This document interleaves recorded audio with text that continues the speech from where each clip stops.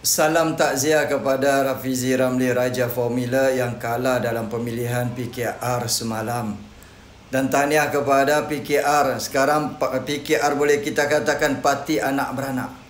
Presiden bapa, timbalan presiden anak, penasihat pengerusi, penasihat dia ibu dia. Bapa dia ahli Parlimen Tambun, anak dia kalah di Permatang Pau. Bini dia menang di Bandar Tun Razak. Tahniah parti anak beranak. Dulu orang cakap UMNO Barisan Nasional, kronisma, nepotisma, macam-macam dia hantam.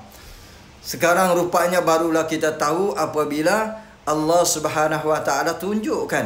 Nah, kamu dulu puji sangat Anwar, reformasi, reformasi.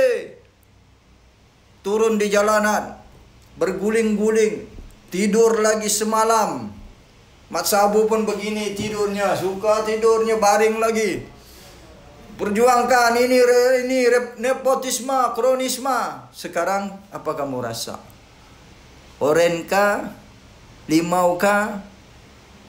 Jambu batu kah? Rupanya PKR parti kronisme, nepotisme, ternak semua kaum kerabat. Parti anak beranak sudah. Jadi selepas ini Menteri Ekonomi kosong. Hantarlah kamu macam-macam pencacai. Hantar kamu, termasuklah GRS punya macam-macam pencacai. Hantar CV mohon untuk jadi Menteri Ekonomi. Jawatan kosong. Rafizi tidak mau lagi jadi menteri kalau dia tiada jawatan, dia cakap.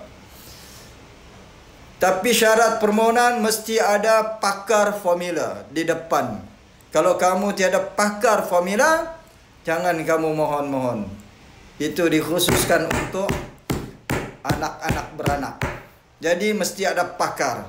Kalau Rafizi sotong pakar formula dia, turunkan harga kenderaan.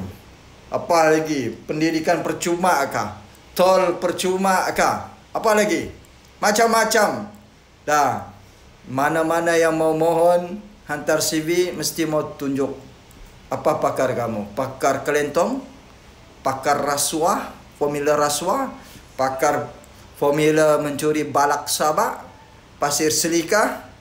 Nyatakan supaya kamu dapat itu jawatan. Ura!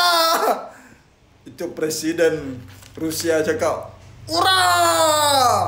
Nah, PKR rupanya terbabit pemilihan orang-orang PKR ni dengan rasuah. Patutlah Anwar Ibrahim tidak berani bercakap rasuah di Sabah. Mulut dia tutup. Dulu bukan main lagi rasuah-rasuah. Sampai disindir orang sebelah kanan dia. Dalam pemilihan dia ada terbabit rasuah. Pemilihan parti, diam, tutup mulut. Anak bertanding, diam, tutup mulut. Bila sudah keputusan keluar, dia cakap, Rafizi, Nurul Izzah, baik-baiklah kamu, berdamailah kamu. Bagus oren.